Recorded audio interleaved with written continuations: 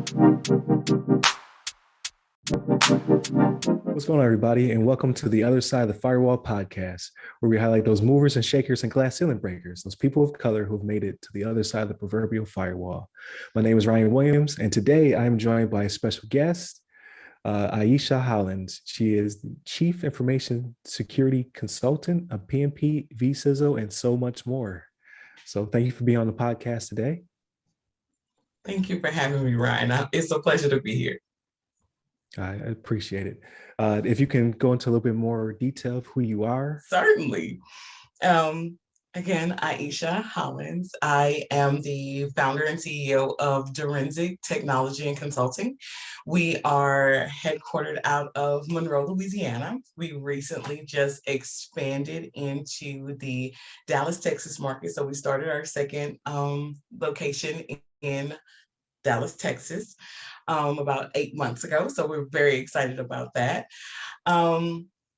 We got started in digital forensics and cybersecurity back in 2008.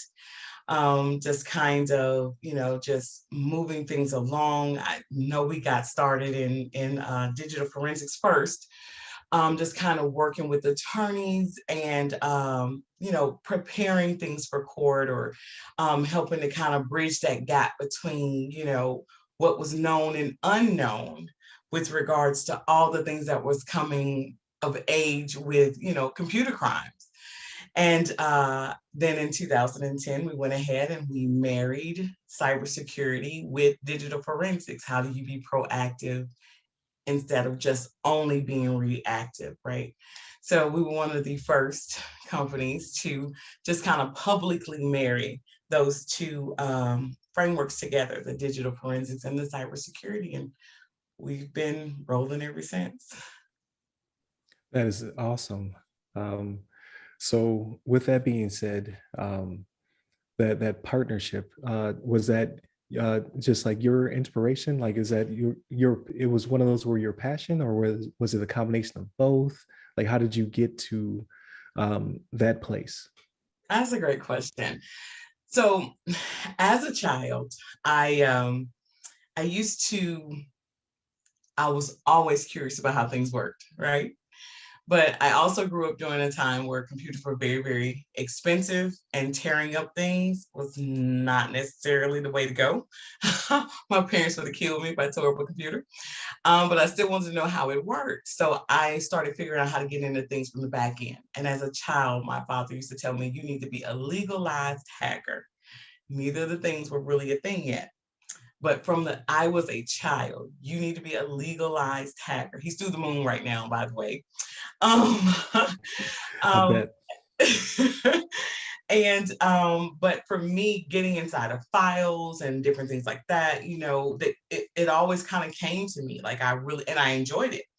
I did go to school in computer information systems. Well, technically I started in computer science. I recognized early on that I was not your traditional programmer. I could program. I enjoyed it, but I was not one you could put baby in a corner, right?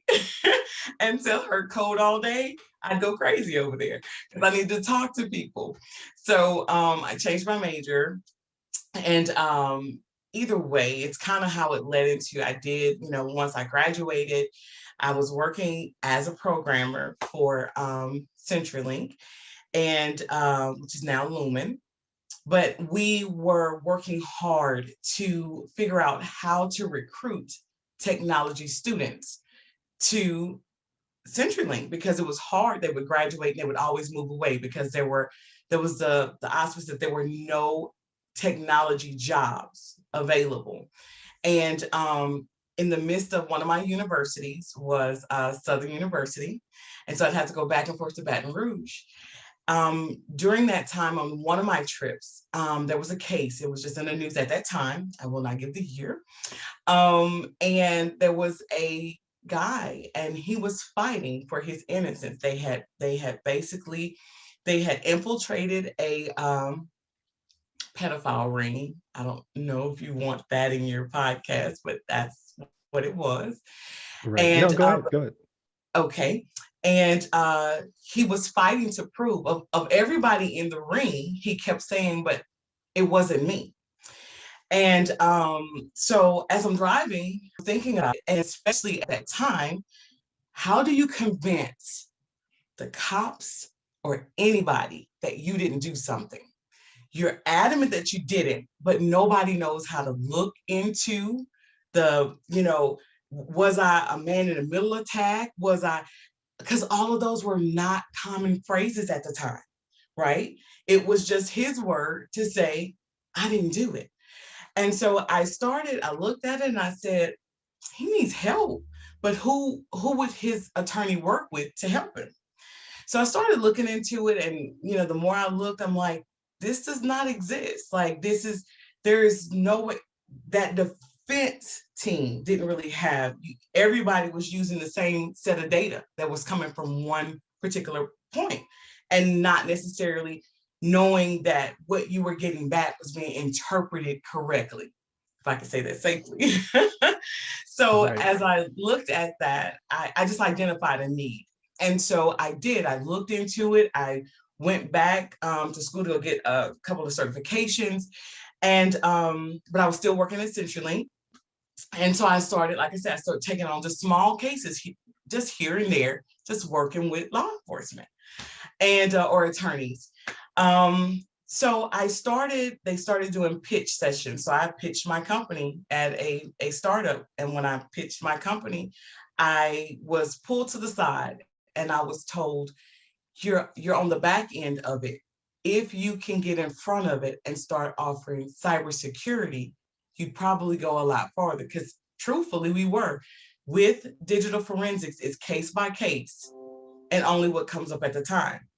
And so when they told me that, I went back, I sat down with my university, I talked to them, I pulled some other professionals to the table, and we started looking at how to do cybersecurity and digital forensics together. And there you have it. That's real trailblazing. So like when it came to mentorship, so you said your father encouraged you, he saw that you had that passion. And then you said you had someone you spoke to who basically told you to marry it, but obviously you're a self-starter, you're self-motivated. Um, what type of for people who are out there who are trying to figure out like what path do I want to go? Like what pulled you? Um, like who put that fire to say, hey, you need to basically take it and run with it? Was it more of a work associate? Was it more like a coworker, family member? Like who was that person? You hit the nail on the head when you said, I'm definitely a self-starter. My father has owned his own business my entire life. So I always kind of knew that I wanted to run my own business. I just did not know what that business might be, right? Right. Um, but identifying needs, I have a personality trait where I love helping. My father's also a pastor, so growing up as a pastor's kid, we help a lot. And so initially jumping out here was I wanted to be of help. I knew things, I had learned things, but how do I properly implement what I had learned to be able to help? The individual that pulled me to the side, they were speaking from a place of frustration. It was a group of doctors. That's who encouraged me to do it. They were saying it was when the laws for HIPAA had just changed. There was another, we had high tech HIPAA had been introduced, Right. and they did not know how to roll it out. They were getting all of these fines and different things that were happening. And that was the ask. They didn't understand digital forensics. Well, what happens after we've been breached, but who helps us before we're breached? And so that was the conversation, which just sparked some more investigations. In those investigations, I find there's no one doing this yet. And so that for me said, there's a need, you can help, let's just get started. And that's what I did. That's refreshing. I say that because obviously the reason for the platform is to help people who are, starting a cyber journey, who are in the middle of their cyber journey, or trying to, find that upward progression, and then put them in connection with people who, like yourself, are in that, that top 3%. Those people who have made it, they've broken those glass ceilings, become senior leaders, business owners, entrepreneurs, which you're hitting all those things, through your business. So I think that in itself is admirable, but then to come on this platform and then basically give uh, those keys of wisdom is definitely amazing. So I'm kind of jumping ahead because I definitely want to get more into the forensic side. I definitely want to ask you some questions about, just different levels as you moved up. But I'd be remiss if I didn't ask the question, like, so when it comes to the helping and whatnot, I don't want you to plug anything at the end. I would rather you plug it, earlier. Like, what are you going to do in your sponsorship? Like, what are you looking to do in the future to help people? It's kind of a long question, right? I guess if I had to condense it down, do you have any platforms you're trying to start? Because I mean, you have so many irons in the fire. You're doing some high level things. Just in this conversation, you've hit like 3 different things that you're currently working or wrapping up.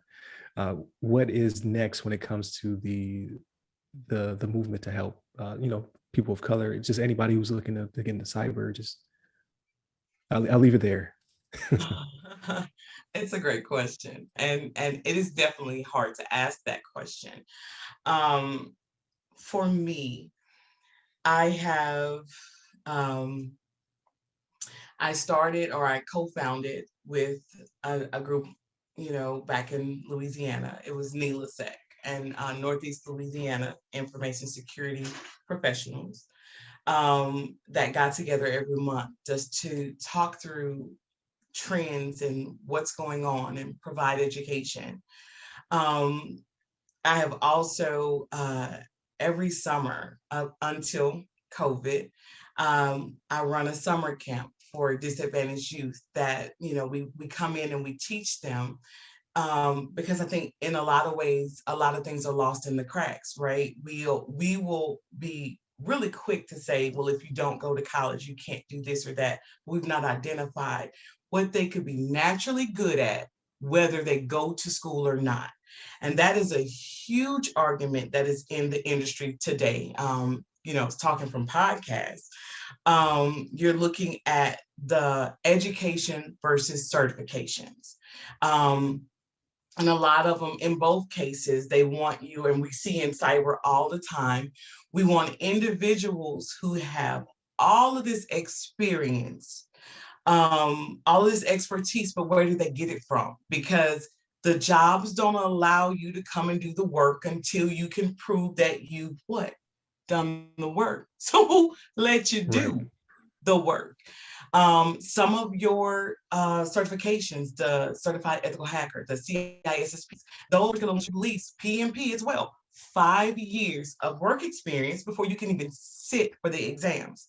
So who's opening those doors, and who's allowing these students and these people to see, this is something that I can do. I'm really, really good at it. It comes naturally to me. Because for me, I think it's kind of like law enforcement. You gotta think like a crook to catch a crook. You gotta think like a hacker to catch a hacker. And you think all these hackers went to school first? Some of this is natural talent. Yeah. I tell people all the time, they ask me, I got to go back to what my dad said. Be a legalized hacker, because I was hacking as a child. Now, I can't say that, like, I didn't hack my parents, and it's nothing that I should get arrested for. Like, let's not investigate me. I didn't hack my school, but there were things that I was doing on my home computer that he recognized, right? And so one of the arguments is I have later on certifications, But when I graduated, because I graduated from college in 2003, so I'll date myself, it's okay. I could not have gotten a cybersecurity degree, right? So you're telling me that I'm not relevant in the industry because my initial degrees aren't in cybersecurity or digital. Those are things that I had to be self-taught. You do have to be motivated. And I think in a lot of cases, we take away the motivation of our youth, of our kids, of even for those that want to transition careers later. So when you ask what it is that I want to do and where I'm going in this industry, I'm literally, that's what I'm going for. I'm going for a way to how do we introduce people to this industry? How do we get them caught up without making them feel bad, without having them feeling like they got to go back to get a 4-year degree just to get started, or without being discouraged by all of the rhetoric of, in order to be certified, I have to do this or that. It's all about making sure that we can help people transition. So yes, I'm working to, get my podcast off the ground. I'm working to put particular programs in place to make it safe where people can go and learn. I don't care your age, right? We spend too much time putting people in boxes. And the thing about technology is nothing about cybersecurity comes in a box, because if they stayed in a box, I wouldn't have a job. So that is perfect. Like you summed it up like perfectly. So for like the past, I would say 3 or 4 weeks, I'm not sure if you're on Clubhouse yet, but if you are, okay. So like perfect. That's perfect venue for you. Definitely start your podcast. Like I definitely encourage you to do that. But on Clubhouse, what I've found is, so I don't mind public speaking at all. I'm if anything, I enjoy, if I'm passionate about something, I can definitely talk about it endlessly. But Clubhouse, it feels like very raw, where you can reach people who are completely different fields. Like you have somebody who's like, I'm a masseuse, but I'm thinking about going to cyber, and then you kind of break down, here's X, here's Y, and like you said, what's your passion? Like what's your natural talent? So I think that's incredible. Definitely keep doing that. I will definitely find you on Clubhouse. If you want to, like, what's your username? Ieshea Speaks, I think. Oh, okay. Yes. Okay. So if it's not, I'll put it somewhere in the description. Like we'll definitely get them squared away. But yeah, definitely, I'm definitely going to follow you, because that's inspirational. And you're speaking about a lot of things that we are debating about, right? Like, so I see the flood of degrees but no experience. Like people are like trying to get their bachelor's before they've even touched equipment, because like job applications are saying, yeah, you need, like you said, 5 years experience for this, 2 years experience for that. But how do I get that experience? So yeah. I think that's definitely commendable. Yeah, So it feels like, I'm sorry. no, go I'm ahead. sorry. You're good to go. We are deterring people from, a course Right. of action by putting a lot of roadblocks in their way. And I'm in the mindset, let's just remove those roadblocks and let's change how we think. I think in a lot of ways, we as a people, we like to talk about, oh, I'm waiting on somebody to open the door for me, right? Right. And in some cases, what if you are the door? You create the way. We can have all these visions and think things. That's why I'm so very proud of you starting your podcast, getting it out there. And I don't want to say start, I because you've been appreciate doing it. it for a while.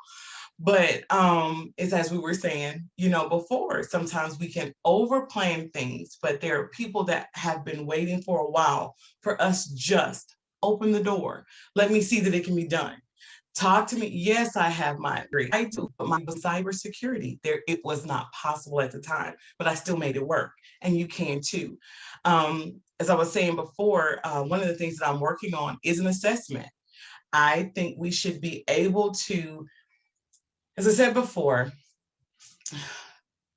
technology is a lot like medicine, and that breaks up into all these different fields, all these different segments. how do I decide which avenue I want to go down? Luckily, medicine they've already plotted that out. But over here in our arena, it's not plotted out. We're not having those, we're not normalizing conversations of, am I a hacker? Am I a programmer? Do I like data mining?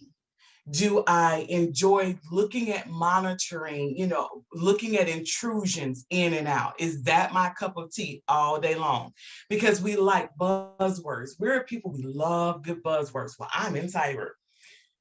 Can you write a cybersecurity, a policy and procedure? Is that what you want to do with your day? You know what I'm saying? Do you enjoy the research that comes along with it? Or, are you thinking every day is vulnerability assessments? And even if every day is a vulnerability assessment, are you writing the report afterwards, or are you just doing the intrusion testing? So sometimes an assessment will look at, okay, let's talk about what this entire job entails and what about it do you really feel makes a fit in your life. Then decide to go that path. Because when you start talking certifications, well, I went and I got my A+, but I got Security Plus, but I want a CEH, but I want to, and then we'll jump in a chat. Well, which direction is best for me? And I see that question all the time in our Black Information Technology Professionals group, right there on Facebook. I see the question, and it pains me not to answer that question, but the real answer is you have to know first what you want to do, or else you got alphabet soup. Ieshea Hollins, PMP, CEA, CISSP, CI, that. And at the end of the day, your counterparts are looking at it going, they can't figure out what they want, and they still pass you. There's undereducated, there's overeducated. We've heard it all. That's very true. So if you were to distill it down to not a certification, not a degree, definitely have to have the passion. What would be something, a publication maybe, or maybe an online just class? You're not even trying to get a certification. You just want to take something just to see what's out there. Where would you point somebody who is brand new to cyber, who's listening to this podcast? I'm an advocate for Udemy. People would say, okay. Cybrary, Cybrary. It's another really good resource that I would, tell people, kind of go to. Again, it's still going to be difficult because even when you get there, in some cases, you are inundated with information and you still don't know where to start. And so that's why I said right now, it's something that I'm working on, but I haven't finished it yet. Because like I said, there's a lot of really good trainings that are out there. You can point people in a lot of directions. YouTube is phenomenal. But those two definitely, Udemy and Cybrary. Definitely, if you're looking in the arena of cybersecurity, I would say Cybrary. That's perfect. So yeah, so I've spent hours on Cybrary. I don't know if you've listened to Kelly Hinderhand at all. That's my go-to. She got me through my CISP. But so I think your answer is perfect though. Just find a tool, and preferably a free tool, right? Something where you don't have to invest a lot of money in case you don't like it. That's right. I had a young gentleman ask me, basically for study materials for CISP, and I'm just like, so what have you done in the past? What are you currently working on and whatnot? And he was like, I'm still in college. I'm in my sophomore year. And I'm like, bro, not to discourage you, it's something you should strive for in the future. But I was like, it's so many hoops to jump through. You could pass the test, but you're still not a CISP. These titles are not what would make you phenomenal at your job. It's your passion. Like you said, you have to have the passion for it. And then it's also what do you know? Like, because if you can't speak intelligently to whatever that is, you're not going to get through the interview. Right. Um, it just feels like people are rushing, like they're trying to catch this cyber wave, which has been around for like 2-3 decades. Um, but they're just getting too far ahead. So I think that's perfect. Like there really is no specific. Like I would say if you have to pursue something, I would say definitely, like you said, Udemy, see what you like, dabble around, like look around Cybrary. Also, you can find some free tools. There's some paid stuff on there too, but don't commit until you kind of know what you want to do. So I think that's perfect. So this interview is kind of unorthodox, but I definitely wanted to capture like you're definitely going somewhere. I wanted to get there. Um, so I guess we should back up a little bit. So from your titles, so like again, it's not about your title, it's about the experience. It's about what took you to get to that point. Um, did you start in project management, or is that something that came along the way? So the reason I asked, like most of these questions are supposed to be for the audience, but some of these questions for me, I'm not gonna lie. So, so I'm also a PMP. I'm just fascinated when I talk to other PMPs, because again, it's not about the title, but it takes a certain mindset to want to pursue being a project manager, because it's the most frustrating thing in the midst of it. But when the process clicks, it just feels so good. So Yes. Okay. So, and my only thing was I try not to give really long answers. I feel like I give really long answers and I don't mean to. no, it's perfect. So um, someone will pick up something, like regardless of how long the answer is, and they're like, you know what, I get it. It clicks. yes. So technically, in college, like I said, I would definitely say the greatest takeaway from my undergraduate was they gave us one class right before graduation. It was project management. And for me, it checked all my boxes. It was like ding, ding, ding, ding, ding, ding, ding. But I did, upon graduation, I went in as a programmer, systems analyst programmer. So I was programming, I'm writing code. Um, but I found that I was really, really good going back to my client, going back to the customer, telling them things that I did that was very repetitive, redundant, and there was no automation around it, but it was very automatable. I can give you a word. Um, but that going back to that client for me and sitting with them and talking with them, coming back, testing that tool out, and then rolling those things out, that for me worked. I developed really great relationships with them. So it was, as I'm working as a programmer, I'm, sitting beside, the project manager, certain things I'm hearing them talk about, and that for me just initially clicked. So I started looking into project management because I never forgot that I loved that course in class, or, right before I graduated. So I went initially into project management blind, didn't really know whether was going to be a fit for me or not. I went to my boss and I told him I want project management. They went about it in a way where they felt like they needed to hold my hand because I didn't know it, right? But when they put me in it, the boss they gave me was like, I don't know what I'm supposed to be doing with you. You got this, right? And because for me, I'm a big picture person. I guess I should say that. Um, Taking something from beginning to end and understanding the various pieces and parts, understanding the importance of your stakeholders, making sure that they're comfortable, understanding how much this is going to cost me, having to be able to have those conversations back with technology and with your team, because they have to know you know what you're talking about. And just little by little, as I piece those things together, I recognize, because like I said, my undergrad is in computer information systems. My master's became in project management. It just worked for me. That for me was a fit. And so I went back, I got my master's in project management, and then later went on to get my PMP. And do you believe that those fundamentals that you picked up in learning the framework and what have you, Is that another key to success? Is that what gets you to being a successful business, entrepreneur, runner, things of that nature? Ryan, I would say so.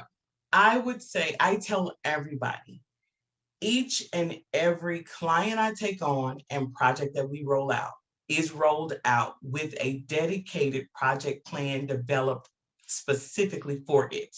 Because I actually, what we learn in project management, there's a structure there. Yes, not everything falls within a mold, right? Nothing, everything is unique. And I think I love that about project management because it tells you right in the very beginning, a project has it's a unique thing. It's a specific start and a specific end. And so for me, yes, I utilize those principles when I roll things out. I think it helps you identify issues in the beginning. And that's one of the things that we did. We started, as I said, digital forensics, cybersecurity, but I had to change the narrative because when we first started, yes, cyber has been around for, you're right, decades. But in the South, Louisiana, I do digital forensics and cybersecurity. And they went, you do what? That's all I would get. No one understood, what I was saying. They understood technology. So I would get a lot of, can you fix my printer? It broke.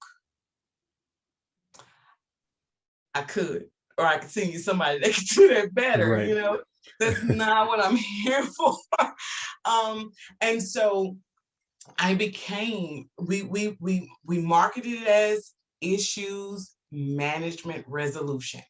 You tell Okay. us the issue, we will give you a resolution wrapped all the way around it. That project management. Okay, you could come and you could sit down because now your problem isn't just the problem you came to me with.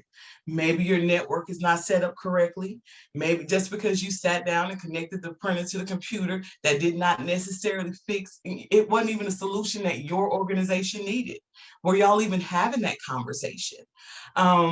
So for me, yes, I use it, I utilize it. I feel like it was very beneficial. As I said, I sit on the board that started our project management chapter right there in Monroe, Louisiana. We didn't have a chapter. When I went to take my PMP, the closest you could go to take a class was in Jackson, Mississippi. To do a boot camp, I had to come all the way to Dallas, Texas to take my boot camp and to take my exam. Because again, I find myself unintentionally trailblazing, but I recognize that things need to happen and I jump in and I do it. You can't sit around waiting on somebody else to do what God showed you for you. Right. Right. That is definitely that encapsulates it perfectly. So I didn't ask you almost any of the questions I wrote down and sent you. It's quite all right. We'll get there. But I do like this. This is why I like the podcast format. Like you can have a genuine conversation and it comes out with actual like facts. It comes out with, a recipe for success. Yeah. So I guess when speaking of recipes, so you see we have PMP, we have legal hacking, as your father would say. So you have the ethical hacking side, digital forensics. I hear defense and def as well sprinkled in there. There's a lot going on, but they all complement each other. So I'm trying to think, like, are there any areas where you kind of see yourself trying to go in the future, or because like you said, you don't want to be overeducated. Like I find myself like not knowing when to stop because I want to know the information, and if I'm going to get the information, I might as well get there is a piece of paper attached to it. I'll get that as well too. But is there anything that you see yourself heading towards in the somewhat near future? Like, is there anything you want to pull into the business? You have phenomenal questions. And yes, there are things that I see us doing. And I have to challenge myself to stay on course. As I said, we started digital forensics, cybersecurity. We do cybersecurity strategic planning for clients, disaster recovery, business continuity. Then we kind of branched even further into, I had a case where a client came in, their entire business identity had been stolen, which is a little different than your personal identity being stolen. So we began to work on digital marketing with the preface of identity protection for your company. So we had that area that's currently not being done. So I still get a what? Yeah, What you I've never heard of that before, so I'm intrigued. um, then we have everything that's going on with the change of with COVID. You had telehealth. We do telehealth installations. We do smart technology installations. And then we've had a very big area of training, and I'll explain that. For me, I'm a very hands-on type learner, and though I love education and I love learning, I just have a different approach to it. And so that sit me down and just kind of want me.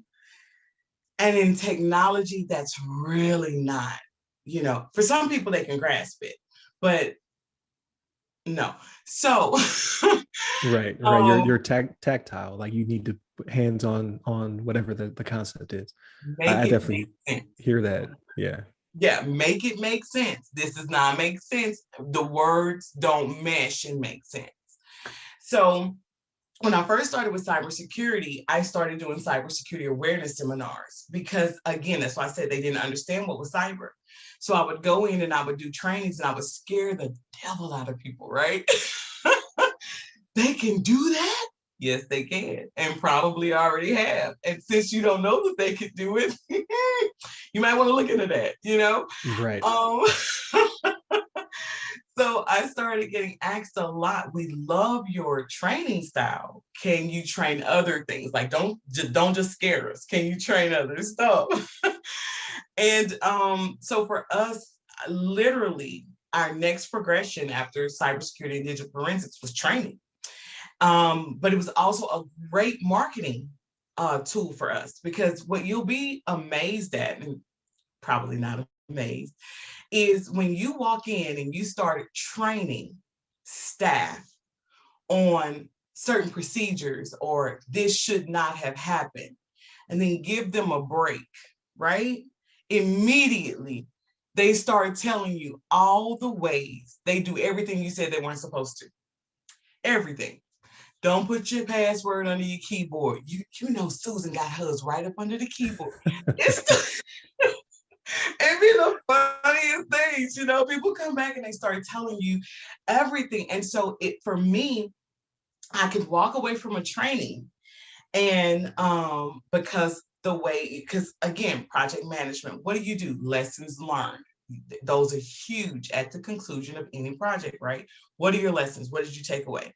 And so what I started doing with those trainings was going back to management and saying, according to your client or your employees, this and this and this might be an area you might want to focus on, right? And so it just kind of started that dialogue of, oh, really? Because now it's specific to you. It's not holistic. It's not this wide open approach that anybody could have done this. No, this is specifically going on in your organization. And this is maybe something that we want to do. But when you start having those conversations with the IT departments or even calling IT departments, our defenses go up, right? Because initially what you're doing is you're telling me I did something wrong. It's like an audit. And so therefore we're defensive against it. we can't afford to be a defensive against it. We have to find a way. Let's have these conversations. Let's normalize the conversation. And so that's what we began to do. We began to work to do those. That for me is definitely an area that we're going into. It's normalizing unnormal things and having those, let's bring those out. And I'm developing programs that tailor that. And my goal is to get those rolled out. If that makes sense. That definitely makes sense. Yeah, like I like the part where they start telling on each other though. Like that's perfect. Yeah, because cyber awareness training is mind numbing, and it doesn't really get the point across. So to switch up the delivery to help those people. I like the scaring part. Like I'm supposed to deliver information protection class, and I was like, I'm gonna take that. Like I'll start out with a scary story. No, that's go one ahead. of I'm the sorry. things I love about what I do. I tell anybody, I absolutely love what I do. The cases that come in, they are night and day different. It's like you get some really, really good ones. And then, you get the occasional boring one, but, eventually you're going to get back to some really, really good ones. Because the things that people don't think is a problem until it's a problem. And then now they're running and they're scared. They don't know where to go or who to call and who to here to help. Right. No, that's great. So I guess to kind of get a little bit deeper into that, but again, no trade secrets or anything like that. When it comes to trailblazing, so our initial exchange was I was looking for someone to ask questions about what is a vCISO, what do they do, because it may not be a new concept, but it's new to me, right? And we talked about on the podcast. The article we pulled the information from, I believe, sent us down the wrong path of what it was. I think we misrepresented it because it was kind of talking about how this person would be kind of like a part-time worker for a fraction of the cost. And I was just like, if the CISO's in the title, like that's not what you're getting. But then I started asking the question, and I was getting a lot of gatekeeping. Like people were kind of like, for confidential, reasons they don't want to share. I get that, but I was kind of looking for like the day of vCISO, and you're the first person I ran into who was I think you were in the bit forum trying to find other vCISOs. Like I'm a vCISO, I'm looking for other vCISOs. So I was like, hey, I got questions, and again, personality and what have you. It definitely not gatekeeping. It was definitely on the helpful sponsorship type level, like, hey, we can talk about this, and I'll come on the podcast. So initially that was going to be the podcast, but again, your story, the recipe, like I think I'm getting a lot of keys here that will help a lot of people. So that's why I've pivoted so hard from the initial questions. We'll get there. Well, this is all good stuff, but I have to ask the question. So what is a day in the life of a vCISO? Like, what does that look like? Okay. So we understand, let's just say, let's normalize Chief Information Security Officer. So what a Chief Information Security Officer basically is that person that is managing the processes around the technology that happens for an organization, right? We are that person that looks at what are your issues, what is the budget, right? Because we have a lot of companies that until this point, we're now starting to normalize, making sure that we have a dollar figure assigned to what we do for our technology. We did not. That person who makes sure that cybersecurity awareness training is happening, are all of our processes and procedures up to date? Are we meeting and within compliance? So Chief Information Security Officer, boom, kind of in a tight little bubble right there, okay? Virtual means you have a lot of companies that need everything I just said, but I cannot afford to necessarily keep you on staff for the whole year. And I think in a lot of ways, in some cases, it's because we still have not completely recognized the need for a CISO, right? We're getting closer, not yet there, right? Right. So virtually you work for me, but you work for others, at the same time. The way we structure it at Direnzic, sorry, I'm not plugging myself, I'm just saying the way we structure it. No, go ahead. Okay. What we like to do is we'll get like a chief information security officer that has specialized in a particular arena. So like for us, we do municipalities. We have, it's a lot has taken off in the arena of manufacturing around cybersecurity. You realize you have all of these hacking and leaving ships in the maritime. They can't get in and out of the ports, and or you can't export in and out because you don't have your cybersecurity frameworks in place, or your firewalls are set up to be able to do business the way you're supposed to. Hospitals, finance, the financial industries, all of those, you have regulatory constraints that really require someone to know that language, right? You need somebody that literally knows, what you're looking at and what other people are doing. And so, though a day in a life of or virtually, what you want to be able to do is call on expertise. So what we do is we have you put us on a retainer.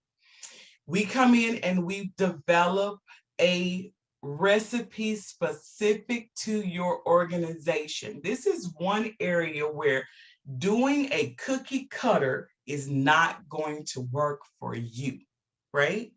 And we have to understand that. Yes, I can get canned cybersecurity awareness training, sure, but as you and I both know, it's painful.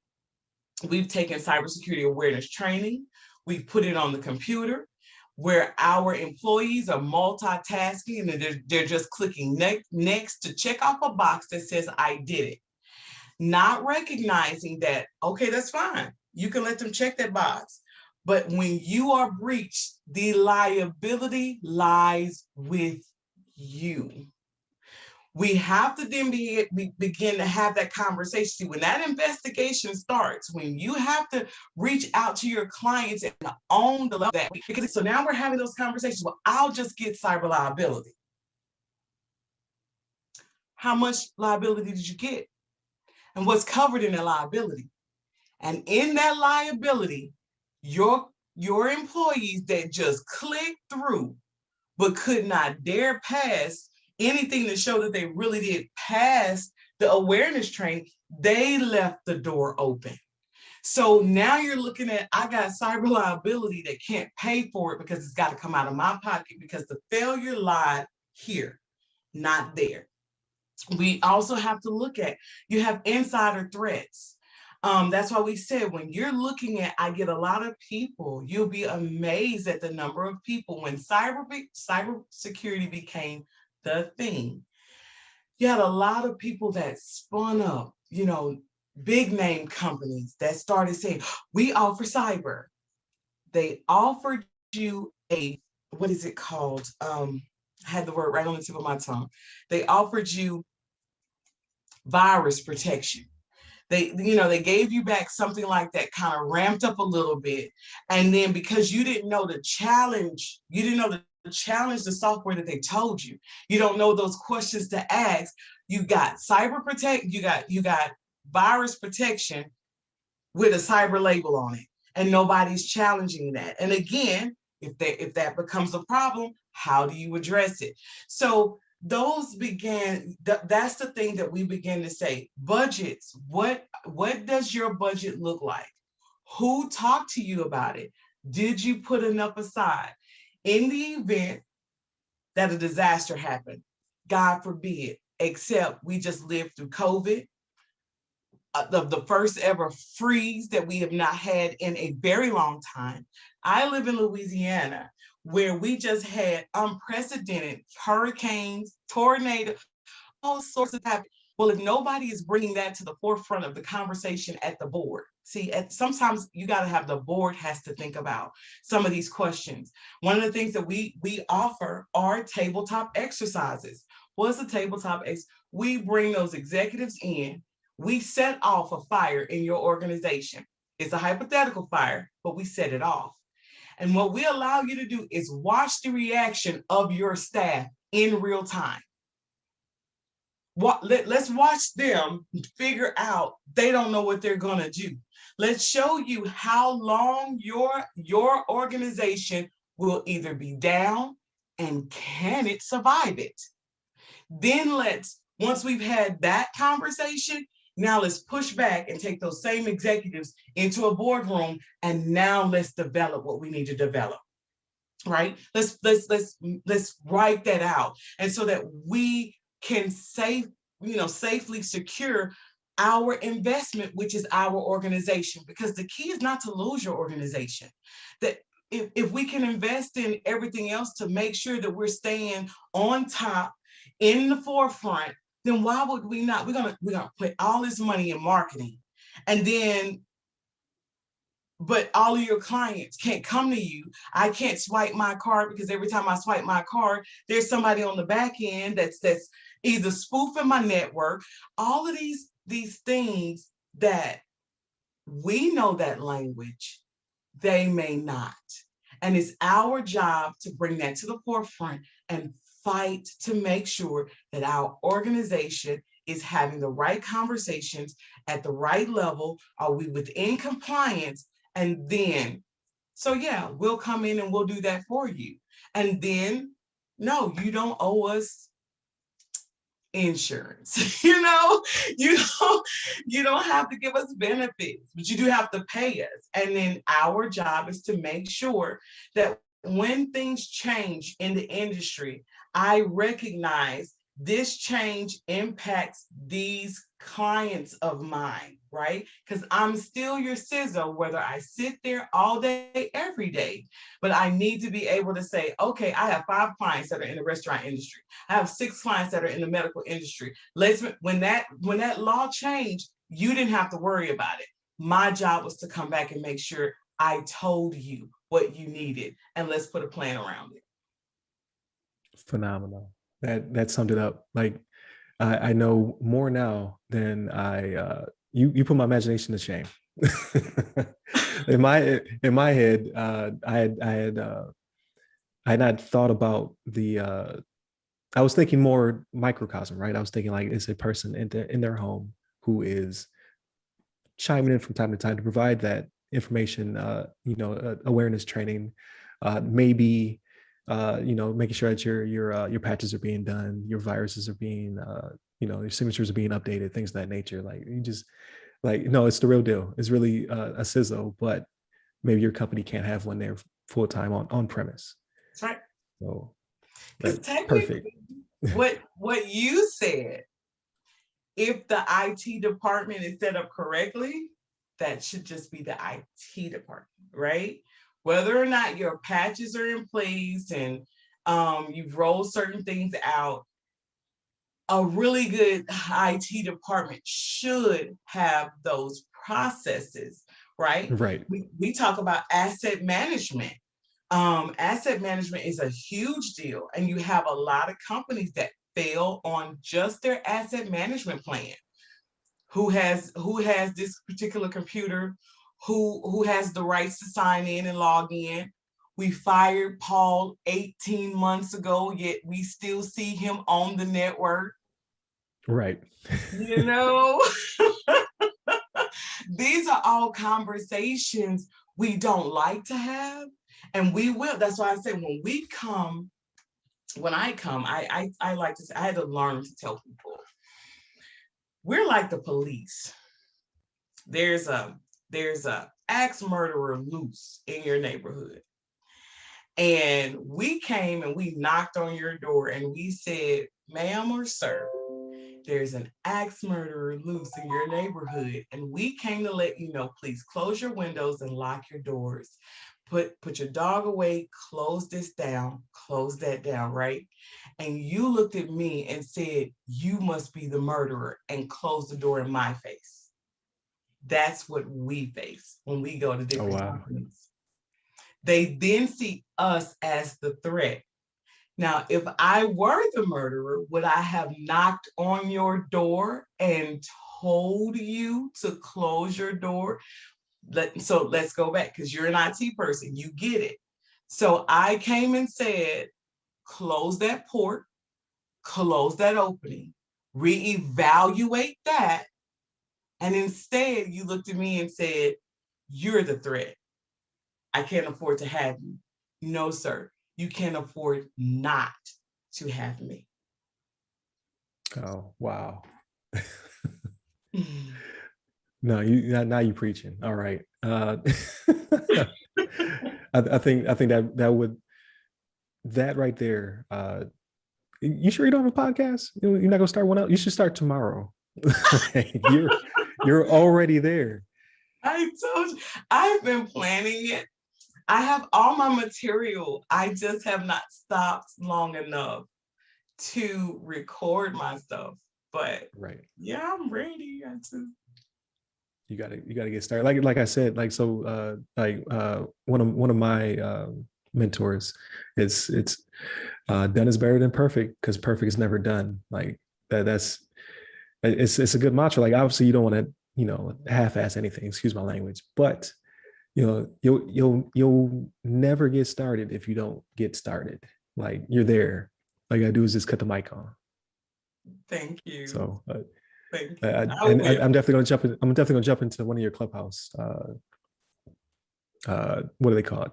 Clubs. Yeah.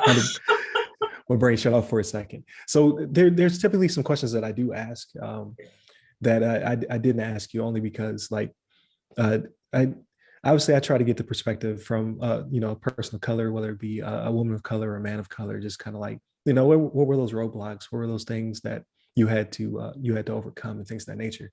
But I don't think you had it. Like you had nothing stop you. Like you may have had obstacles in your way, but it seems as though you just ran through them. was there anything that you felt was a hindrance that you had to overcome, and what did you gain from that? So I enjoyed your interview with Chelsea Pierre. Yes. As I listened to that interview, it hit home in so many ways. And I don't think that is the conversation we don't normalize. We're not having the conversations that women in technology, we get dismissed really, really quickly by our own counterparts. I have been on a job, matter of fact, I actually brought in a guy with me on a deal, right? I gave him a phone call and I let him know. I said, I have this is going on. They're looking for this element and this element, and you guys offer this element, and I would like to bring you in. I get to the table now, keep in mind, now in this particular case, he's an African American. He comes in and he sits down with me at the table. So I am doing a presentation to a white male. I am a Black female at the table, clearly, and he's a Black male. As we're talking, the white male is addressing me because he called and asked my company to come do the presentation. As we're talking throughout that presentation, more and more, the Black guy, is getting uncomfortable with the amount of attention that's going my side of the table, i.e., I know this too, but that's not what you were there for. Midway through the interview, he starts hijacking some of the questions, right? Not long after that, his business card comes out and he throws it to the guy at the table, at the head of the table, the white guy. The guy looks down at the card. He now sees the difference between that guy's card and my card, right? Oh, so we're not talking the same business. So gradually, there's a shift in the interview because you've now established guy to guy, talk to me. So, but you're only at that table because I invited you to that table. When we got done with the interview, we had to go into the server room. I go with him to the server room. When I get in the server room, he's stumbling through how to get through the server. I politely say, can I have a go? I then come to the server and I start entering in the information that we need to pull the information that we need to go back and run what we needed to run. He looks at me, he says, you do this too? Yes, sir, I do. I invited you as a courtesy. As I said before we started this podcast, certain things I recognize that you did better maybe than me because my company specializes. See, I like to stay in my specialty. Right. But I also tried to bring you to the table so that we could all eat, sir. But just because I was here without a set of pants on, right? Or what comes in those pants, we actually have to have our own internal battles between whose meeting you were attending. See, these are the things that we have that nobody wants to talk about. These are, and you still have to keep your professionalism. You still have, or you're the angry Black woman on site. Or you're the, there's all of these terms that other people don't have to overcome while they prove that they know that they're good enough to be at a table. I did an interview where I was in a room, I was in a boardroom. The table was full of white men. Again, I am not racist in any shape, form, or fashion. I love all people. In that interview, I'm giving the presentation, but you can tell by the vibe in the room, there were those that were on board, and then there was those that were not.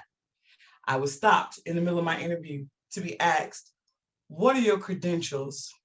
How are you here? Microaggression. I didn't, huh? It says microaggressions. Yes. So without missing a beat, I told them, okay, so we're going back to my introduction because I thought I covered that. That's cool. I'll give you a minute.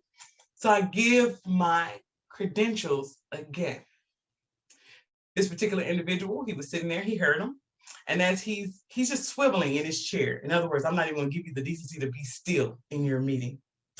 When he gets done swiveling in his chair, I was mid-presentation. He had let me start back talking, but I had maybe gotten 3 sentences in. And he stops and he says, I will never let you touch my servers. Okay, so I stopped the meeting. Thank you for your time. And I picked up my stuff and I walked out. So I've been asked, when I've told that story, you left? Because I was supposed to stay? For what? He basically told you that he's not in it. So okay. I take my time and my business somewhere else. You got to walk through doors that we can't keep banging down every single door. There's in a lot of ways what we do and what we offer, especially as small business owners, we face a lot. We have our own employees that we have to pay. We have our own payroll, but we're forever trying to prove we have a right to be here too. I think, and this is no offense against men, women actually deliver a different touch to technology. We offer a different touch to everything. Men have their way, and we need men, but women have their way, and we need women. And when you can bring them both together, it's a compliment, right? But when you fail to recognize the complement of the two, and we take the short end of that. We're not looked at as a compliment, we're looked at as a threat. Shouldn't be. We can't keep being threats that keep us from certain places. I have a way, I can see an issue a mile away that sometimes men, that it has to literally blow up in their face. But I saw it coming. I saw 3. Yep. Right. You had the intuition. That's it. Yeah, that's why I always ask my wife, saying, like, what does your gut say? because That's it. like don't like that I don't trust myself, but I mean like hers is so in tune. So I get that compliment. That does make sense. Mhm. So why like I have a problem with both instances, right? Like obviously I have a problem with the microaggression, asking your credentials. Like obviously I've already introduced myself, but that's more of stereotypical type behavior. Not to excuse it, but I'm more focused on the first one. Like why would we not support each other? Like that one bothers me. Like bruh, you you were invited and like we're trying to do something here. Like we say all the time on the podcast, like we only make up 7% of all IT. 7%. That's it. And like IT is continuously growing, but yet we still are not growing ourselves. Like we did, but because we used to be 5%. Okay, 2%. That's great. Yeah. but but what about the support? Like like that part that definitely does trouble me. Like that doesn't make sense to me. Like we like I stammer because it's upsetting. Like when I reach out to people, like shout out to Chelsea, like definitely shout out to you, like very receptive. Like I want to be on the show. I would definitely want to talk to you and have that conversation. Sometimes I don't get that though from other males. Like I haven't had too many people who just completely gatekeep me and just didn't want to interact with me.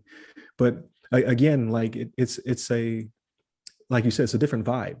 Like I didn't have to you know obviously, yeah, I had to tell you what the platform was for, what I was trying to accomplish, things of that nature. Like you have to vet, you know what I mean? Like if you show up at the show, I'm a crazy person, then it's not good for you or your brand. It's a waste of your time. But the teeth you have to pull sometimes with people, and again, this is to show the uplift, not to bash, but I, it's just not enough networks. Like we're building them. Like so, I don't know if you heard of the BCA, the Black Cybersecurity Association. Mhm. So they've let me speak at their clubhouse a couple of times, like real cool. Like it's a great time, it's a good vibe. I've not I like I don't know if you've done your own clubs or whatnot. I haven't had the courage yet to stand one up myself, but they let me come up, like invited me on stage. We could talk and stuff like that. But they were one out of maybe 1,000 that may exist that I'm not tracking, as opposed to the other million of clubs and associations and what have you. So, a long prologue to get you to what do you think needs to be done? Like, what is going to get us to a point where we're opening doors for each other? Well, as I said, it starts with us first. And by us, I mean you can only you be the change first. I love your platform. I love that you're reaching out. It's kind of like in business, for every what 10 no's, you might get a yes. So we Right. continue with, okay, so I might get a no and I might get a yes, because everybody can't say no. When we can start also finding those people and putting them in what we call our tribe, right? So once I recognize, okay, well, Ryan's cool people, Chelsea's cool people, you know, I'll say this too, and stop dismissing each other so quickly. We by nature are very fearful of trusting others for good reason. That's the conversation that we don't have. It's for good reason. We need to get past it. Can't keep living in it, but for good reason, I think. We've been indoctrinated for years to not trust each other. But I tell people all the time, the difference is our counterparts, they can hate each other right there in public. But when it comes down to business, they will come in a room, sit down at a table. They will break their business down. They're going to make their money. Then they're going to get up and they're going to walk outside still hating each other. I don't have to be your friend, but I recognize the art of doing business and making money. Our problem also is too many first generations of us. And we have to own what is the responsibility of being a trailblazer and what is the responsibility of being first generation. And so what you're doing, the platform that you have, my platform that I need to start. So, and even in Clubhouse, that's a conversation that we need to have as a people, do business with each other. If it's wrong or we're doing something wrong, tell each other. Don't tell social media. You ain't got to write a review from here to the moon that you didn't like it. Can you tell them and give them an opportunity? Now, if they don't take that opportunity to better themselves, also normalize cutting them off. But eventually we're going to find, because we're all citizens, we're some of the same things. It's my opinion. Oh, it's definitely valid. I do agree with all of it, to be honest with you. It definitely, you have to be, like you said, the change that you want to see. Like you have to put yourself out there. You have to make it happen. And I need to start a Clubhouse. And you need to start your podcast. I do. But no, I definitely think that's inspirational. I think that will help people out. Like sometimes people have the fear of success. Like, what does that look like? Like, yeah, because if you are the owner of your own business or you are self-employed or something like that, and you fail, obviously it could be detrimental. But if you never try, you never will succeed. Like, it's just not possible. Like, it's not going to fall in your lap. Especially like you said, because we have to be trailblazers, we have to be first generation, things of that nature. Like, there's not a lot of nepotism that takes place. So yeah, and that's one of the things that I do face. That I really wish that we could change too. I believe in mentorship. I look for mentors, like regardless of how we converse in one of the groups that I'm in. And it's, in some cases, people look at you and they say, oh, you made that look easy. But what they did not see was the nights you pulled your hair out, the nights you cried because you didn't know where to go, the mistakes you make along the way that you didn't necessarily have to make because there was no one. You couldn't pick up the phone and call mom and dad and say, hey, mom, I'm trying to grow my business and I'm trying to overcome this particular hurdle and I'm trying to do growth the way I'm supposed to. I need to hire extra people, but I don't necessarily know the tax laws or the rules or, like I talked to a particular person, they've changed the rules around how you can hire consultants or contractors and put them on how long they can be a contractor for you.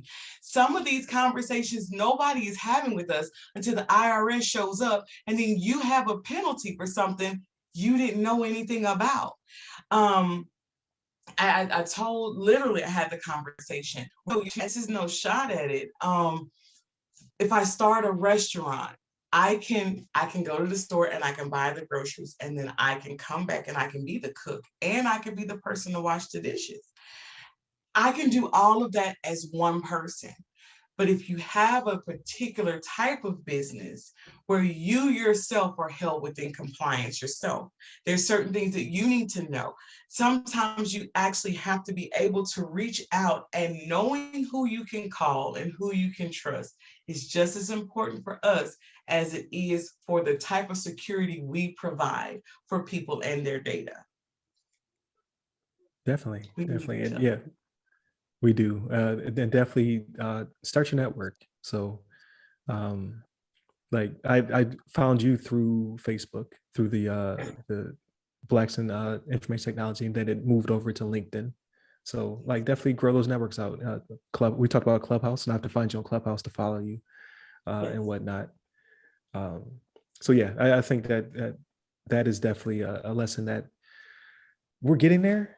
I think it's starting to grow. Like I'm starting to see these networks starting to pop up. Like I said, like the BCA was like very helpful. Like they're doing a lot of great things to get people into cyber, and they're doing it realistically. Like they're trying to make sure people aren't going into like crazy college debt in order to just become, entry level cybersecurity. Like that's not necessary.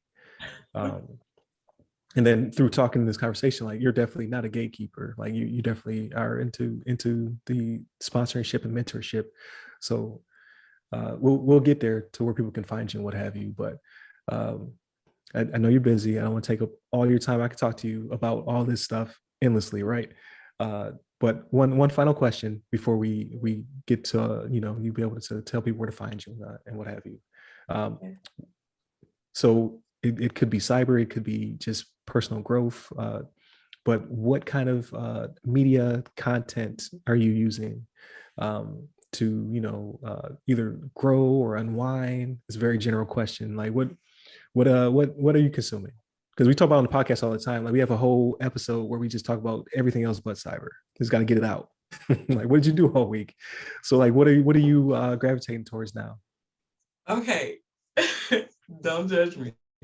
My current guilty pleasure, TikTok. I have absolutely fallen in love with TikTok. Okay.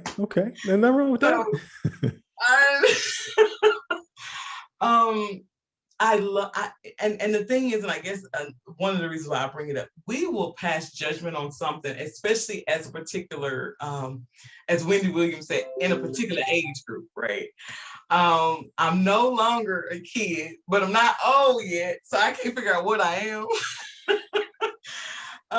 However, because I'm fine with Facebook and LinkedIn, but I did not really care for Snapchat or Instagram, because we're not that generation that, you just sitting around just taking selfies of yourself all day. Who has time for that, right? Right. So I put TikTok in that bucket. And I'll never look. I'm not going to get into TikTok. And of course I have to, because I have to keep my business, so I have an Instagram and I have a Snapchat. So it's not like I don't have it. It's just not, I didn't think that I would like it. But I will tell you, I love the 1 minute snippet information. I am blown away with what people are able to do in that 60 seconds. The right creators, the content creators, they are giving you massive nuggets that you have to pay attention to or you'll miss it. But then it can be comedic, it can be inspirational, there's so many different ways that people are going about delivering their information in 1 minute. I love it. That's my thing. So TikTok would be an answer. No, nothing wrong with that. So I've fallen victim as well. Like I have to not start my day with it because I'll lose track of time. So if I like open it up, it's the first thing I look at. Like you think like I'm gonna watch a couple 30-second, 60-second clips, and then 15 minutes later, you're like, where did the time go? So I don't judge you. I'm not gonna judge you on that one. And it's great for marketing, like you said. Like I'm trying to work on some stuff, but there's an art there, and I need to practice. So it's why I'm watching it, because again, 1 minute to deliver everything, but then also the way they can edit them. And so I'm watching them to learn. Then I fall off the learning track and I'm just enjoying myself, because good for you, that's only 15 minutes. I can lose an hour or two. Oh, wow. Yeah, I try to, that's why I look at it during the morning, because you have a certain time budget. Like I got to get up, I got to get ready. I don't mess with that night, but I watch YouTube. Like, so I'll start off with like, I want to learn something new today, and they'll like delve into like nonsense. Yeah. So I get that, but you got to unwind. Like, that's why we talk about it every week on the show. So it's like, what did you do to unwind? Like, what movie did you watch? What book did you read? Things of that nature. So, no, that makes sense. Like, I applaud you for like unplugging, because we definitely need to do that. So to wrap it up, and like before you said you didn't want to plug, like shamelessly plug yourself. Like whatever you feel comfortable talking about, like let us know. Just anything, like if you have any upcoming projects, which is hopefully a podcast, and then where we can find you at, and then I'll also put in the description. Okay. Well, first of all, I will be starting my podcast. I would love to extend an invitation to you right now that I would love to have you on. Hey, you let me know. Like, obviously, we got to figure out the whole time thing, because I'm so far in the future. Yes, you're in the business. So call me back in the past and let me know. Don't give me as hard a time as I gave you. How about that? Because I do apologize. It wasn't intentional. No, like you're busy. Like people, as they get through the podcast, they will see you have a lot of different projects happening. Like, so I appreciate you finding the time to stop by. Thank you for having me. Yes, we are Direnzic Technology. Like I said, we are issues management technology consulting firm. Located out of Monroe, Louisiana, or Dallas, Texas. Either or, find us at either office. We are on all the social media platforms. We have a website, www.direnzic.com. We're on Facebook, Instagram, Snapchat, TikTok, almost. I'm on TikTok. And LinkedIn, definitely. We host a series of classes. Matter of fact, we just completed a disaster recovery and business continuity class. The follow-up to that one will actually happen in June because June is the start of hurricane season. So get with us if you know that you're not prepared for a natural disaster. So we have those classes that are coming up. I have a very exciting program that we're going to be launching soon. I will definitely get with you on that one because I'm very excited about it, that we're going to be rolling out for parents and their children. So again, we're very excited. You can reach us at do you want the phone number? Yeah, anything you feel comfortable with, because it's going to be on the internet forever. So I know, right? But I can give you our phone number, and you can drop it in any of the information as opposed to me calling out phone numbers. But that's it. Okay, no problem. So yeah, definitely. If you guys are not following Ms. Hollins on any of those platforms, please do so. I'll definitely put the description on the bottom. Stay tuned, like there's more to come. So we will definitely, anytime you have something coming up that you want to bring up or plug or what have you, I definitely would love that information so I can share it. Again, hopefully this encourages other people, like just be a sponsor, like get each other out there, share and what have you. Don't gatekeep. We talk about it a lot. But a lot of people saying that don't gatekeep are being gatekeepers. It's like, hey, like I'm confidentiality, got it. But if you can share something, if you can tell somebody about a previous mistake, like you said, or if you've overcome an obstacle, or if you see one coming in the future, like we need to hook each other up. We need to get it. We need to grow the 7%. Like I want to be at 70%. I want to take it over. we will be IT. But thank you again for being on the show. I definitely appreciate it. Again, follow her on all of her social medias. And I would say you are the second interview. I greatly appreciate it. Thank you. Shout out to Chelsea Pierre. Shout out to Jeff Lodick. I keep saying my mentor, but I don't say his name. So Jeff Lodick, he's the one who definitely says, fail forward, like get out there. So if you are inspired by this and you think you want to do something in the future, definitely do that. If you want to reach out to us to be on the show or to share some words of wisdom, hit us up. So it's been a great show. I appreciate it. Thank you again for your time, and much success in all your future endeavors. Thank you so much. I appreciate it, and thanks for having me on. No problem. Okay. All right, everybody. I never had to end these. Peace. I know.